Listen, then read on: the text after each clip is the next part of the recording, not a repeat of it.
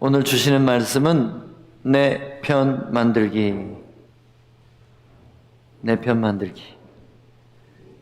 설교 제목을 고민을 많이 했어요. 직설적으로 할까? 어떻게 할까? 고민하다가 결국 이 제목으로 설교를 하게 됐습니다.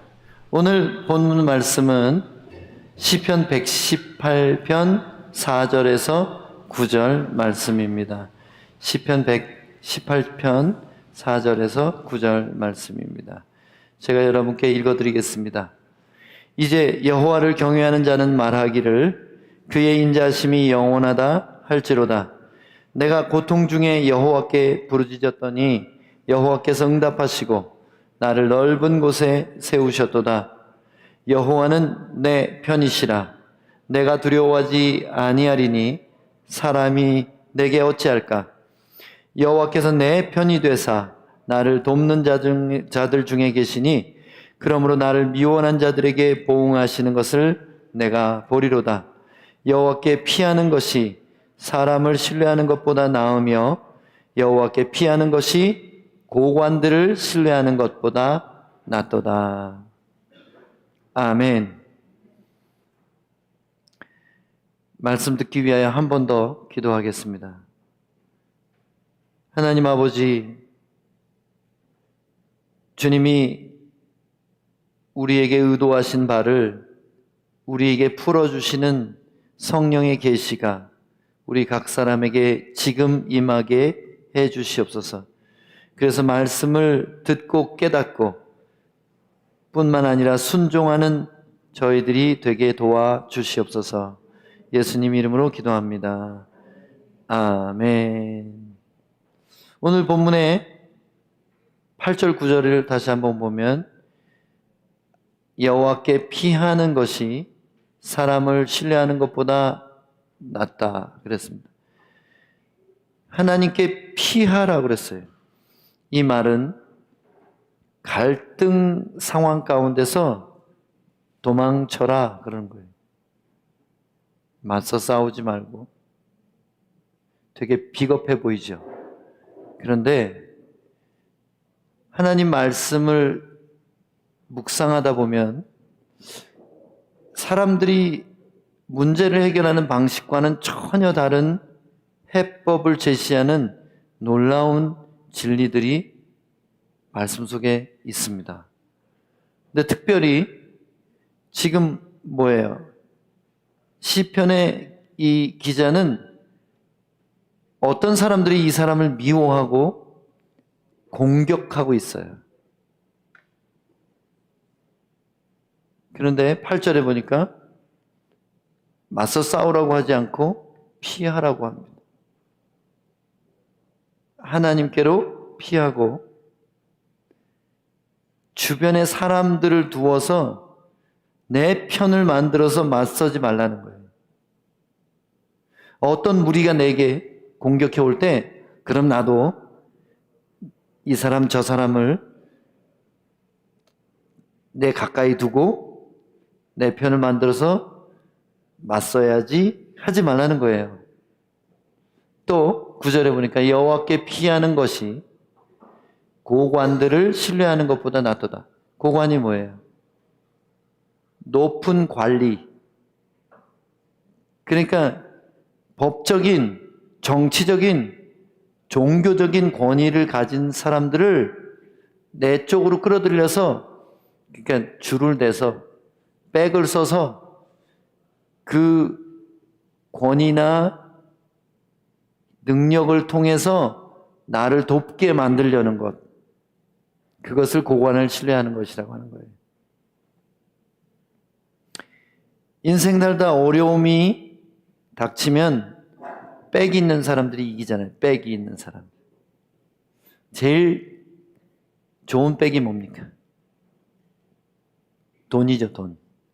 사람들에게 돈이 제일 큰 백이에요. 그래서 돈 많은 사람들은 죄를 지어도 빠져나갈 구멍이 다 있잖아요.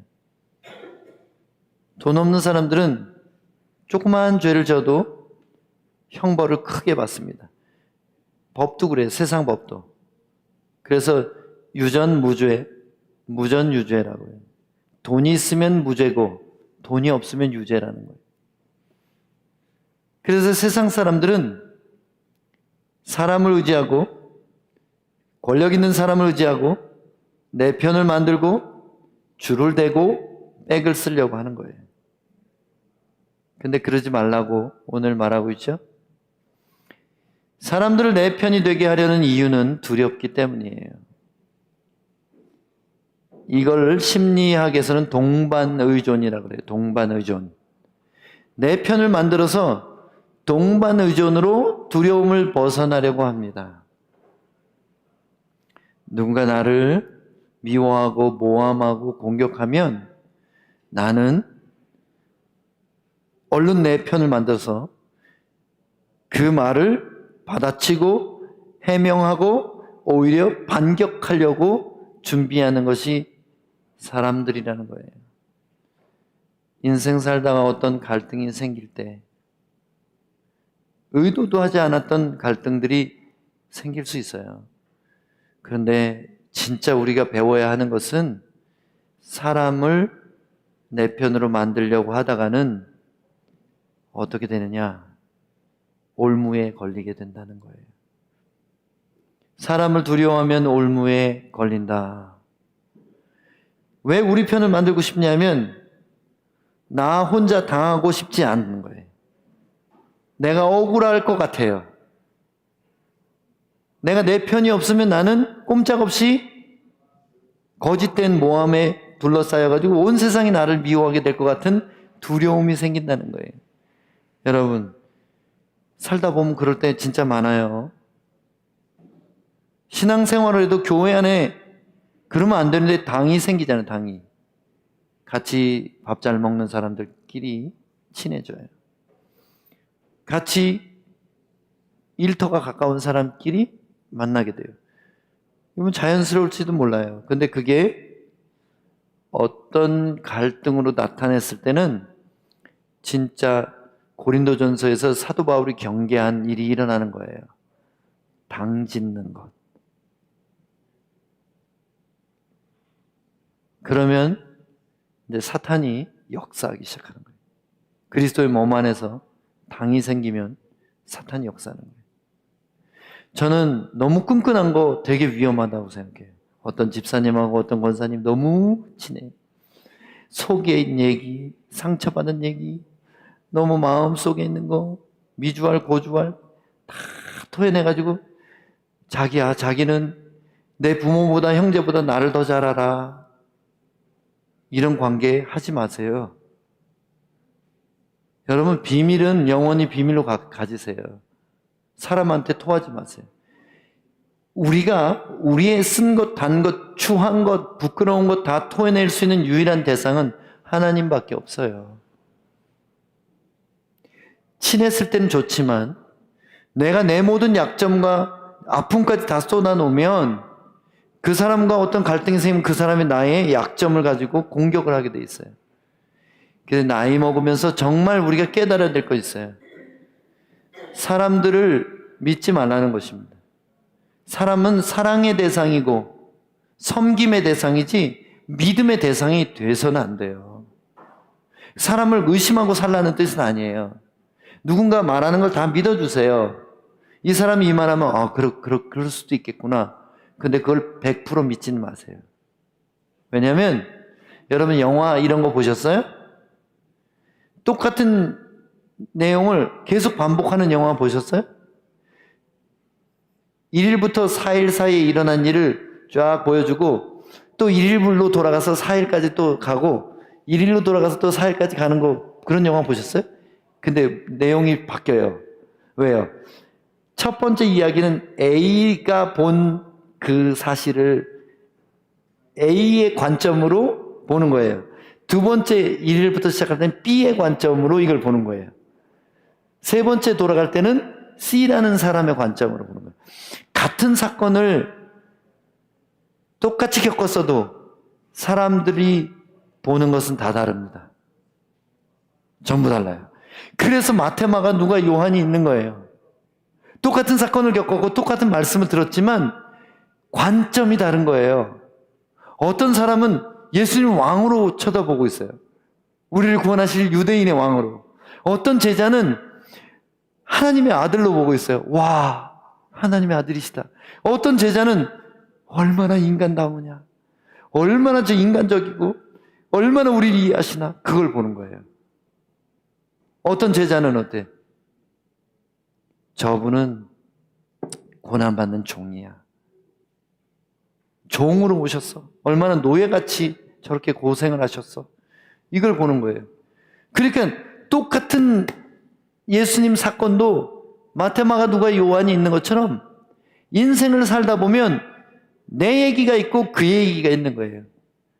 둘이 관계된 일인데 내 얘기가 있고 그 사람 얘기가 있는 거예요. 그러면 나는 앵무새같이 내 얘기만 하는 거야, 사람들한테. 내가 저 사람한테 이렇게 상처받았어. 내가 저 사람한테 이렇게 억울해. 근데 그 사람은 자기가 한 일은 말 안 해요. 그리고 자기가 아픈 것만 또 얘기해. 나는 이것 때문에, 저 사람 때문에 이래 저래 이렇게 얘기하다 보면 어떻게 되냐면 나를 공감하는 쪽이 한 편이 되고 저 사람을 공감하는 쪽이 한 편이 돼서 어떻게 돼요? 비난과 논쟁과 구설과 다툼과 시기와 분쟁과 나중에 어떻게 되냐면 이거는 돌이킬 수 없는 강을 건너게 됩니다. 이게 어디서 나오냐면 전부 두려움 때문이에요. 인간의 감정은 한계뿐이라고 제가 과학적으로 한계뿐이라고 말씀드렸어요. 뭔지 아세요? 편도체라는 눈 안쪽에 있는 아몬드 같이 생긴 요 두 개의 기관이 두려움이라는 감정을 느끼게 하는 기관이에요. 그래서 모든 감정은 다 두려움이래요. 인간이 느낄 수 있는 유일한 감정이 두려움이래요. 우리는 기쁨도 느끼는 것 같고 사랑도 느끼는 것 같고 평안함도 느끼는 것 같죠? 근데 그게 뭐냐면 두려움이 없는 상태를 말하는 거예요.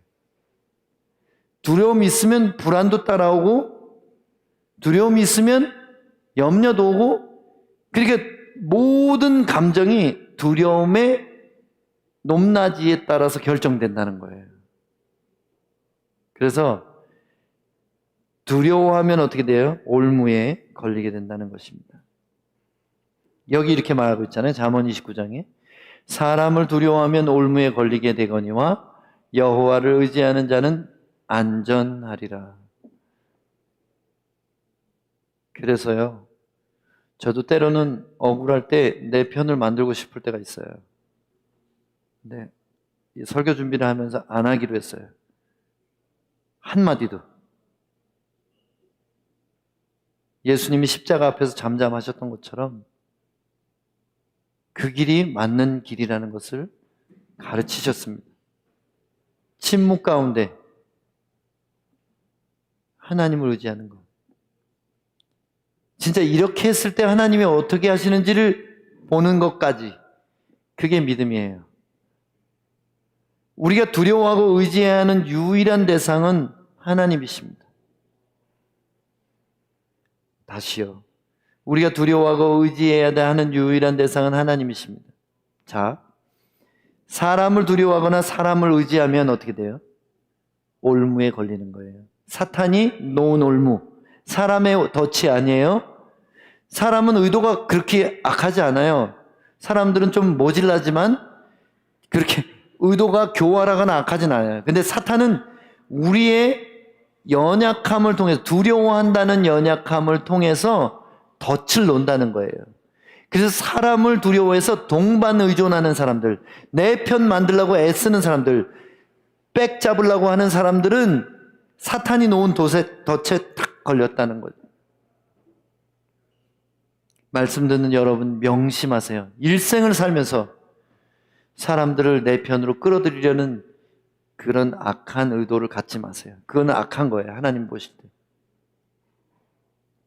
어떤 사람한테 내가 잘해주고 환심을 사고 그 사람한테 최선을 다하고 이렇게 했는데 그게 의도가 깔려 있어요. 너는 내 편이 돼줄 거지. 그럼 이거는 조종하는 거지 사람을 선대하는 게 아니에요. 마음이 깨끗한 사람이 아니에요. 누군가를 잘해주려거든 깨끗한 마음으로 잘해주세요. 받을 거 생각하지 말고, 돌려받을 계획을 짜지 말고, 네가 나를 변호해줘? 이런 의도로 그 사람한테 재정적으로 도와주거나 그러지 말라는 거예요. 아무 조건도 없이 주세요. 누가 어렵거든. 아무 조건도 없이 그 사람한테 잘 해주세요. 이게 주님 사랑이지, 내가 받을 것을 계산하고, 그게 물질적인 것이 아니고 심리적인 것일지라도 내가 받을 그것을 계산하고 주는 것은 악한 것입니다. 교활한 것입니다. 사람이 아니라 하나님을 내 편으로 만들려면 어떻게 해야 되냐면, 하나님 내 편이 돼주세요 한다고 주님이 내 편이 안 돼주십니다. 어떻게 해야 돼요?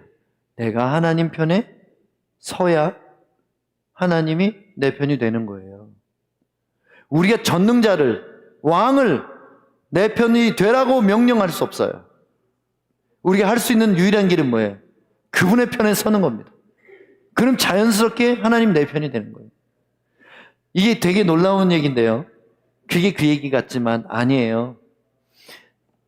사람들은 기도로, 아니 협박으로, 간절히 부르짖어 협박으로 하나님을 내 편으로 끌어당기려고 그래요. 이 일은 절대로 일어날 수 없어요. 우리의 기도는 어떻게 되냐면, 나는 진짜 막 어떻게 해버리고 싶어요. 진짜 너무 미워요. 이런 마음인데, 하나님 당신의 생각은 어떻습니까? 나는 그를 사랑한다. 내가 그를 이미 용서했다. 그럼 어떻게 돼요? 이때 꼬리를 딱 내리는 거예요. 주님 동의합니다. 저는 제 감정은 그렇지 않지만 저는 동의하고 난 주님 편에 서겠습니다. 주님 편에 서서 주님과 똑같이 용서하고 사랑하겠습니다. 이게 하나님 내 편 만드는 방법이에요.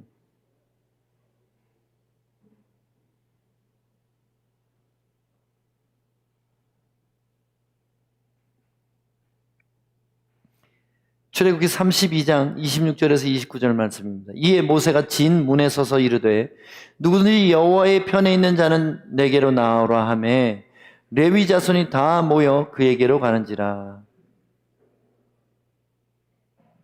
모세가 그들에게 이르되 이스라엘 하나님 여호와께서 이렇게 말씀하시기를 너희는 각각 허리에 칼을 차고 진 이 문에서 저 문까지 왕래하며 각 사람이 그 형제를, 각 사람이 자기의 친구를, 각 사람이 자기의 이웃을 죽이라 하셨느니라.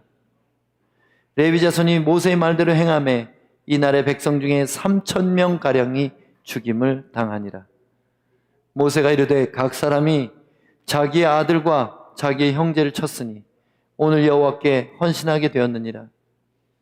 그가 오늘 너희에게 복을 내리시리라.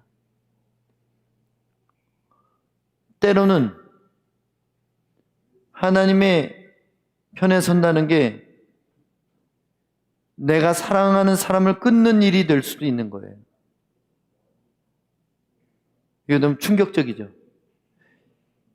온 이스라엘이 우상 숭배하고 범죄했을 때 모세가 누가 하나님 편에 설 거냐 그랬어요. 레위인들이 칼을 차고 딱 나왔어요. 그랬더니 뭐라고 명령할지 몰랐지. 근데 그냥 아무나, 너희 백성은 다 죽어야 마땅해. 다 참여했기 때문에. 그러니까 무작위로 닥치는 대로 전진하면서 다 죽여라. 칼을 빼들고 레위인들이 하나님 편에 선다 그랬으니까 하나님 명령대로 해야 될 거 아니에요. 모세가 전해준 하나님 명령대로 치는 거예요. 그냥 막 죽이면서 지나가는데 운이 안 좋게도 내 아들이에요. 그 다음에 있던 애가 내 아들이야. 내 아들의 목을 베고 지나가는 거예요. 눈물을 흘리면서. 친했던 친구가 왜 하필이면 여기 서 있어?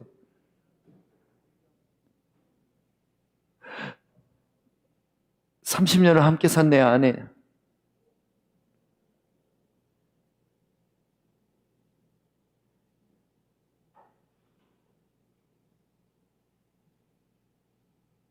만약 하나님이 내 안에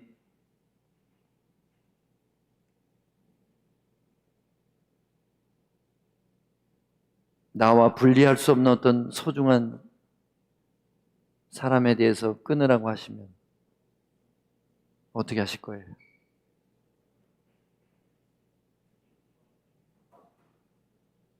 하는 거예요. 그게 하나님 편이 되는 방법입니다.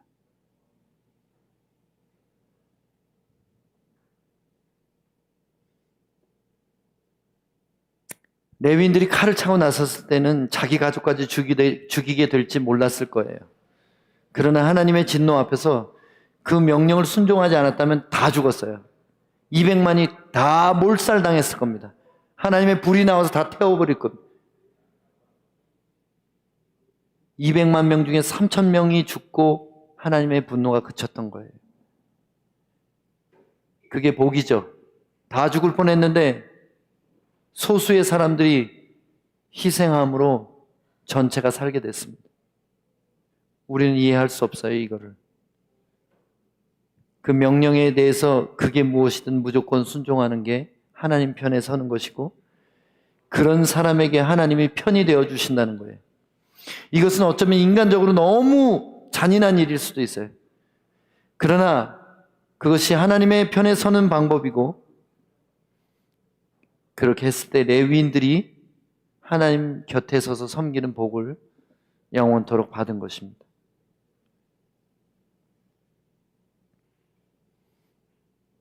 하나님의 명령을 조건 없이 순종할 때 그게 바로 하나님의 편에 서는 거예요.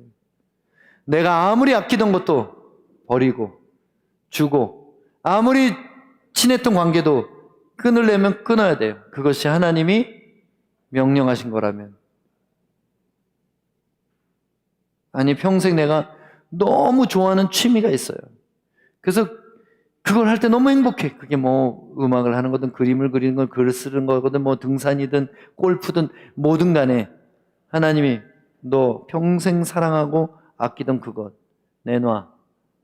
만약에 이러신다면 어떡하실 거예요? 여러분, 하나님 내 편 되기 원한다면서요.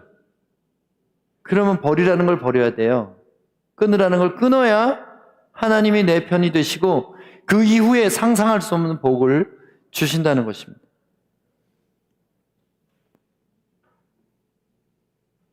하나님의 편에 서려면 하나님께 심판을 맡겨야 돼요. 이 얘기가 뭐냐면 누굴 벌 주라고 그렇게 기도하라는 뜻이 아닙니다. 하나님 편에 서려면 내가 스스로 보복하거나 판결하거나 비난하거나 공격하지 말아야 된다는 거예요. 하나님이 그 사람 용서했으면 어떡할 건데? 하나님이 용서한 사람을 내가 공격하고 있는 거잖아요. 그럼 나는 하나님의 반대편에 서 있는 거예요. 어떤 사람을 하나님이 그 사람의 잘못에도 불구하고 하나님이 용서하셨다고 쳐보세요. 그 사람이 회개했어요. 내가 모르는 사이에. 그래, 하나님 용서해 주셨어요. 근데 나는 그 사람에게 당한 것이 있기 때문에 보복을 한다 그러면 나는 뭐 어떻게 되는 거예요? 하나님의 정반대 쪽에 서 있는 겁니다. 그래서 원수 갚는 것이 내게 있으니 내가 갚으리라 하신 거예요. 그래서 원수를 갚아주세요 이렇게 기도하면 안 돼요. 왠지 아세요? 원수 갚는 것이 하나님께 있으니까 하나님 갚을 수도 있고 안 갚을 수도 있는 거예요. 용서할 수도 있고 갚아주실 수도 있는 거예요. 그러니까 그분의 처분에 맡기는 거지 내가 이렇게 해주세요 저렇게 해주세요 누가 왕입니까? 우리는 신앙생활이라고 하면서 기도라고 하면서 너무나 어처구니 없는 이상한 신성 모독을 할 때가 많습니다. 하나님을 이래라 저래라 종처럼 부리려고 하는 거예요. 잘못 배워서. 여러분, 맡겨야 됩니다. 무조건. 아예 모든 처분을 맡겨야 돼요. 내 사랑하는 자들아 너희가 친히 원수를 갚지 말고 하나님의 진노하심에 맡기라. 기록되었을 때 원수 갚는 것이 내게 있으니 내가 갚으리라고 주께서 말씀하시니라. 하나님의 사람은 반격하지 않습니다. 하나님의 사람은 공격당할 때 반격하지 않습니다. 그래야 하나님이 공의로 하나님의 크신 그림을 가지고 하나님 마음껏 다스리실 수가 있게 되는 것입니다. 자, 하나님의 명령을 무조건 따르는 것과 하나님께 심판을 맡기는 것은 다른 것 같지만 같은 것입니다. 다시요. 하나님의 명령을 무조건 따르는 것, 그리고 하나님께 심판을 맡기는 것은 다른 얘기 같지만 같은 것입니다. 그러니까 무슨 얘기냐면 하나님이 말씀하시면 말씀하신 대로 하는 거예요. 그게 하나님께 심판을 맡기는 거죠. 내가 아무리 미워해도 용서하라면 용서해야 돼요. 그게 머리로만이 아니라 감정까지 오도록 만들어내야 돼요. 왜냐하면 하나님께 동의하지 않는 그것은 반역과도 같은 것이기 때문에. 하나님이 불쌍히 여기신다고 그러는데 나는 미워해. 이거 안 된다는 거예요. 내가 그를 기도하고 기도해서 응답이 왔어요. 내가 그를 불쌍히 여기노라. 그러면 그 다음부터 주님 저도 불쌍히 여기는 마음을 주세요. 오늘 찬양했잖아요. 주님 마음 내게 주소서. 그걸 기도해야 돼. 계속 주님 마음 내게 주소서. 나올 때마다. 그러면 어느 날 갑자기 그 사람하고 있었던 좋은 일이 계속 떠오르면서 눈물이 나면서 불쌍히 여기는 마음이 마음속에 가득하게 되는 겁니다. 제가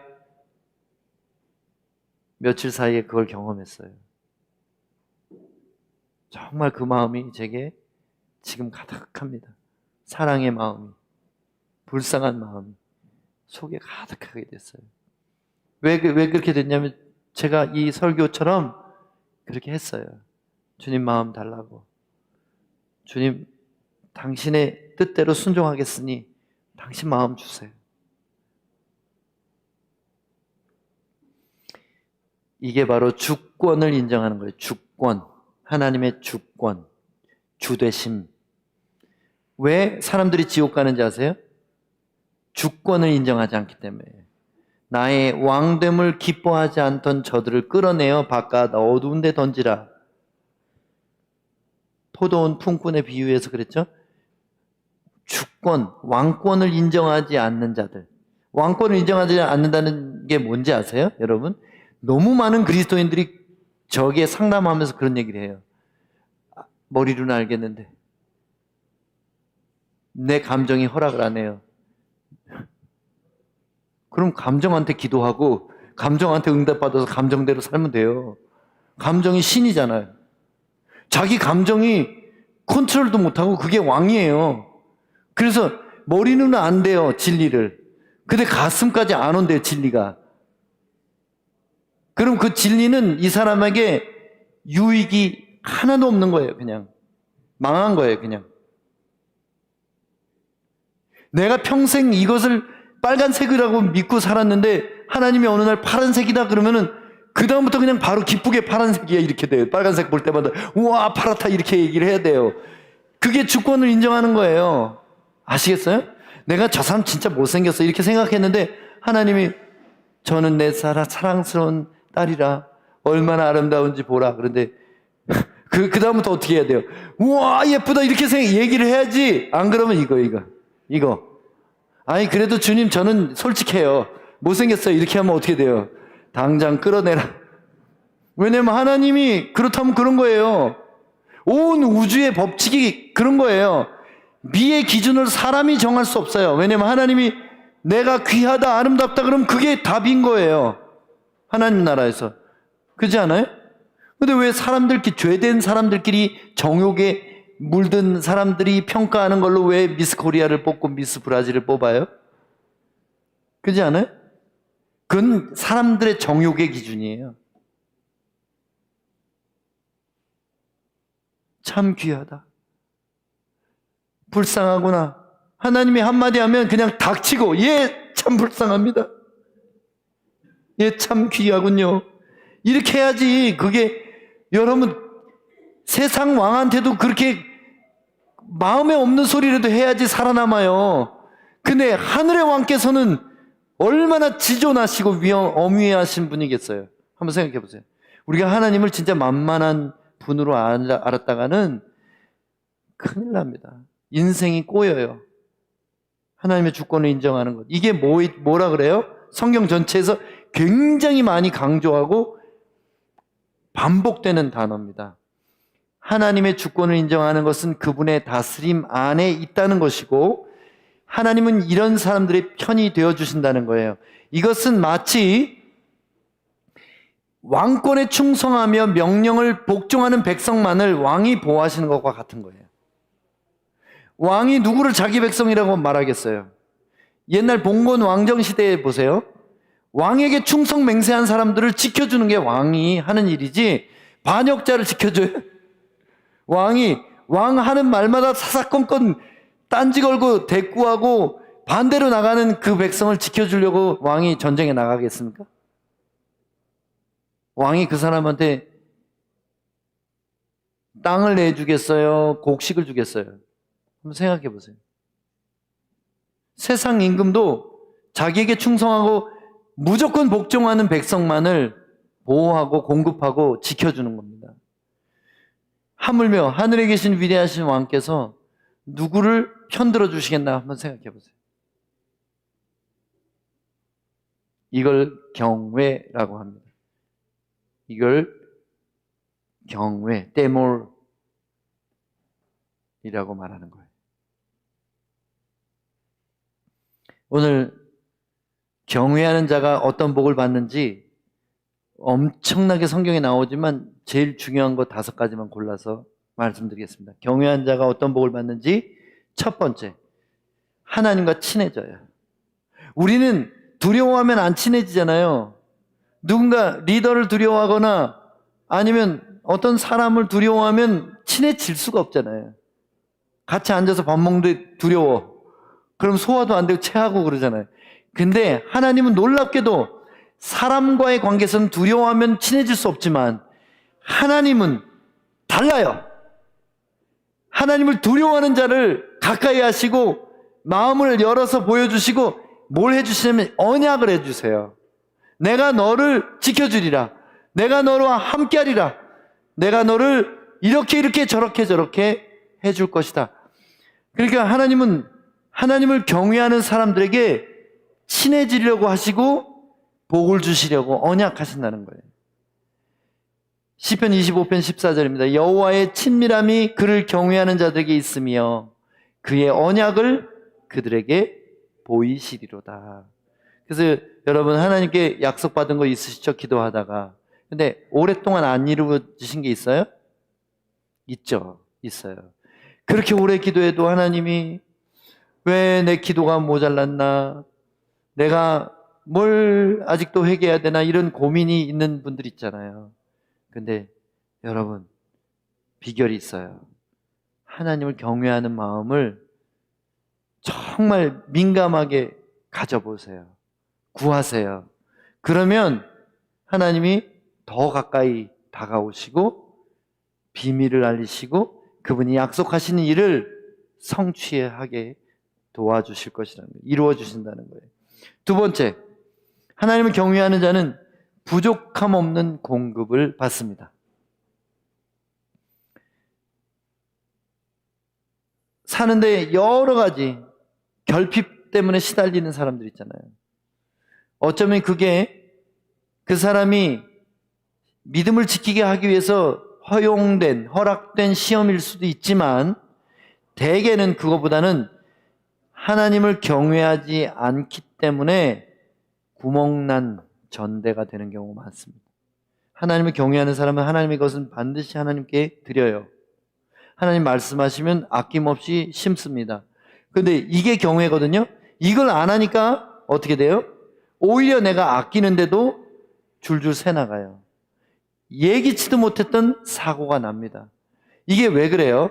내가 하나님을 두려워하지 않으니까 사탄이 나를 만만하게 보는 거예요. 하나님을 두려워하는 사람을 사탄은 굉장히 두려워합니다. 왜 그런지 아세요?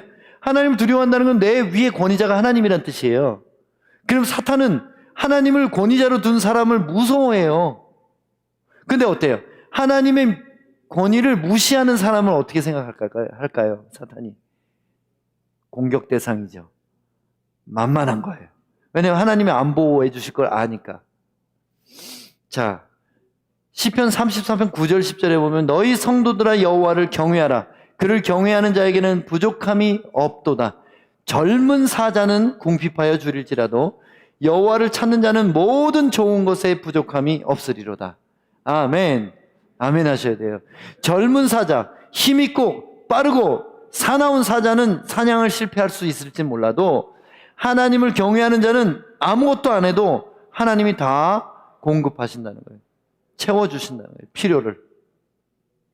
어떻게? 하나님을 경외하는 자.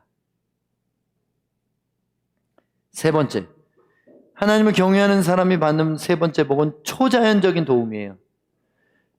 이건 뭐냐면 물질 세계에서 공급받고 이러는 수준이 아니라 이 자연계에는 없는 일이 일어나요. 하나님 경외하는 자에게는. 시편 34편 7절에 여호와의 천사가 주를 경외하는 자를 둘러 진치고 그들을 건지시는도다. 그러니까 천사들을 동원해서 이 사람을 도와줘요. 근데 한두 명의 천사를 보내시는 게 아니라 군대를 보내셔서 둘러 나를 에워싸고 사탄의 공격을 막아주시는 거예요. 그러니까 위에서 뭐가 떨어지다가도 비껴가요.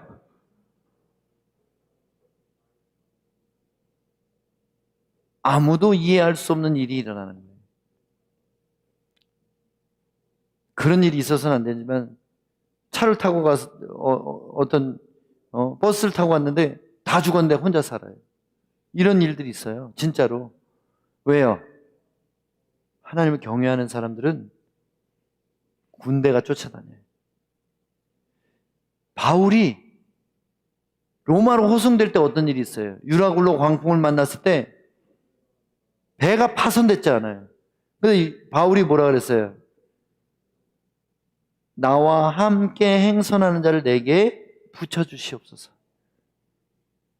이 기도를 왜 한 거예요? 하나님은 다 죽어도 바울은 살릴 거거든. 근데 바울이 그 사람들의 생명을 귀하게 여겨서 그들을 나하고 한 덩어리로 봐주세요. 그랬더니 한 명도 죽지 않았다고 기록되어 있지 않습니까? 그래서 저는 비행기 탈 때마다 그 기도를 해요. 하나님, 제가 있어서 이 비행기 탄 사람들이 안전하게 해주세요. 이게 되게 교만한 기도 같지만 이 기도는 내가 하나님 경외하겠습니다 하는 고백과 똑같은 거예요. 하나님, 나는 하나님 경외하겠습니다. 무슨 명령이든지 순종하겠습니다. 그러므로 나는 하나님 경외하는 자죠. 그러니까 하나님의 천사를 통해서 나를 보호하실 거죠. 그러니까 여기 같이 비행기 탄 사람들도 지켜주세요. 그 얘기가 되는 거예요. 나와 함께 행선하는 자를 내게 붙여주시옵소서. 이 기도 하세요, 여러분. 무슨 교통수단을 타든지 어디를 여행을 가든지 내가 하나님을 경외하는 사람으로서 나와 함께하는 자들이 안전할 수 있다는 거. 여러분 이거 믿으세요? 그 믿음대로 될지어다. 아멘. 그래서 여러분 그렇게 생각하세요. 당신들은 복 받았어. 내가 여기 이 버스에 타고 있으니까. 당신들은 복 받아서 내가 이 배에 타고 있으니까. 그렇게 생각을 하시라고요. 그게 하나님을 경외한다는 고백과 같은 것입니다. 네 번째, 우리 인생에서 제일 큰 문제가 뭐예요? 갈 길을 긴가민가한 거예요. 사업을 더 벌려야 되나? 축소해야 되나? 여기 투자해야 되나? 돈을 빌려줘야 되나? 아니면 뭘 해야 되나? 이거 모를 때 많아요. 내가 대학교를 가야 되나? DTS를 가야 되나? 뭐 모를 때가 있어요. 근데 어떤 사람은 갈 길에 대해서 명확하게 보이시는지 아세요? 순종할 마음이 있는 사람. 사실은 사람들은 자기가 원하는 게 다 있어요. 그래서 A와 B의 갈등인데 B가 옳은 것 같긴 한데 나는 A가 좋아요. A도 그렇게 딱 나쁜 건 아닌 것 같아. 그래서 마음은 A에 치우쳐 있어요. 주님 말씀하옵소서. 근데 아무 말도 안 하셔. 왠지 아세요? 마음에 내가 A를 정했기 때문이에요. 하나님 말씀하시면 내가 싫지만 B도 기쁘게 갑니다. 이렇게 해야지 잘 들리게 돼 있어요. 안 그럴 것 같아요? 무슨 말씀이든지 순종할 마음이 있는 사람들은 잘 들어요. 근데 마음에 조금이라도 치우친 게 있으면 들리질 않아.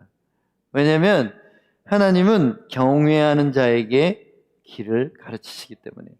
여호와를 경외하는 자 누구냐? 그가 택할 길을 그에게 가르치시리로다. 그래서 여러분 헷갈리실 때는 다 내려놓으셔야 돼요. 마음을 비워야 돼요. 이거 하겠다 하는 욕심이 51대 49래도 다 이것도 다 0대 0으로 만들어야 돼요.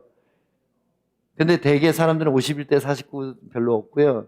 70대 30, 80대 20 막 이래요. 그래 놓고 하나님 말씀하시는 게 들려요, 그게? 내 마음은 저쪽에 80인데? 안 들려요. 그래서 하나님, 20 내가 별로 좋아하지 않지만 주님 말씀하시면 가겠습니다. 그러면 길을 가르쳐 주신다는 거예요. 그렇게 각오를 했는데 이쪽으로 가라 그렇게 그러실 때도 많아요. 각오를 하면 그래 80 네가 생각한 게 맞아 이렇게 할 때가 있어요. 근데 왜 안 들리냐면은 내가 정해놓고 있기 때문에 그렇다는 거예요. 5번째, 소원, 우리 마음의 소원 있죠. 그게 오래된 소원들, 정말 간절한 소원들 있잖아요. 그게 악한 것도 아니고 하나님도 원하시는 거고, 그런데 왜 이렇게 안 될까요? 왜 이런 정말 지옥 같은 상황에 내가 놓였나요? 근데 그때 생각해 봐야 될 것이, 내가 하나님을 경외하고 있는가? 내가 하나님이 말씀하시면 무엇이든지 버리거나 끊거나 던질 수 있는가를 생각해 봐야 돼요. 만약 그럴 수 있다면 하나님께서는 우리의 오랜 세원의 소원에 대해서 응답해 주실 것입니다. 시편 145편 19절에 그는 자기를 경외하는 자들의 소원을 이루시며 또 그들의 부르짖음을 들으사 구원하시리로다. 하나님을 경외한다는 건 이게 결국 신앙이에요. 우리가 신앙생활이라고 하는 것에 뭔가 잘못 알고 있는 게 뭐냐면, 하나님을 덕보거나 하나님의 덕을 보거나 하나님을 부리려고 심지어 하는 사람도 있어요. 그것은 신앙생활이 아니라 신성모독입니다. 벌을 쌓는 일이에요. 우리가 해야 될 일은 무조건 하나님의 말씀이면 복종하는 거예요. 그게 하나님을 경외하는 것이기 때문입니다.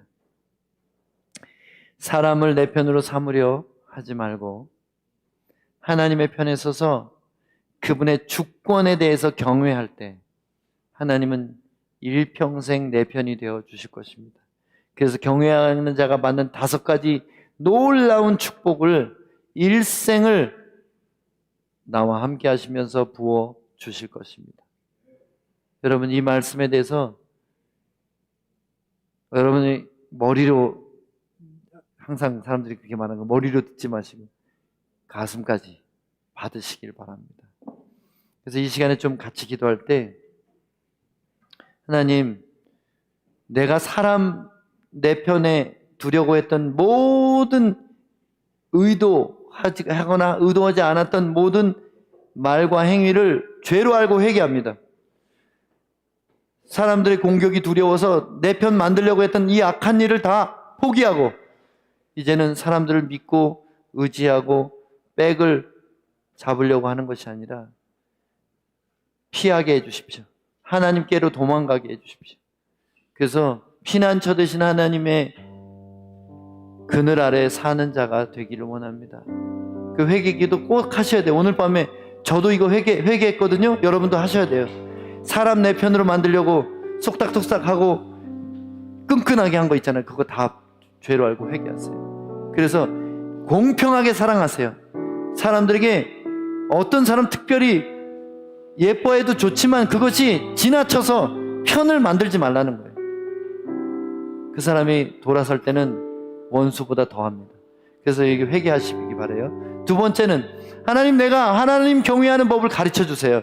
성경 읽을 때마다 눈이 열려서 어떻게 해야지 하나님을 경외하게 되는지를 제게 가르쳐 주세요. 그렇게 2가지 기도합니다. 회개 기도와 하나님 경외하는 법을 가르쳐 달라는 기도. 그렇게 기도하면서 이 시간을 마치도록 하겠습니다. 하나님 아버지, 그동안 사람을 내 편으로 만들려고 했던 모든 악한 동기를 회개합니다. 하나님, 불안했습니다. 두려웠습니다. 사람들이 나를 어떻게 평가할까 염려했습니다. 그래서 내 편을 만들려고 온갖 말을 하고 다른 사람에 대해서 필요 없는 얘기들을 하고 살았습니다. 하나님, 용서해 주시옵소서. 이제는 침묵하고 모든 충돌을 피하고 하나님께로, 하나님을 피난처 삼아 피난하겠습니다. 오직 주님만을 바라보며 주님의 그 뜻과 감정에 동의하겠습니다. 주님, 하나님을 경외하는 길을 가르쳐 주시옵소서. 성경을 펼칠 때마다 어떻게 해야 하나님을 경외하게 되는 것인지 성경에 나오는 모든 사람들로부터 배우게 하시고 모든 상황들로부터 깨닫게 하여 주시옵소서. 그동안 하나님을 경외하지 못한 것들 용서해 주시고 깨닫게 하시고 고치게 하사 하나님을 경외하는 자의 복을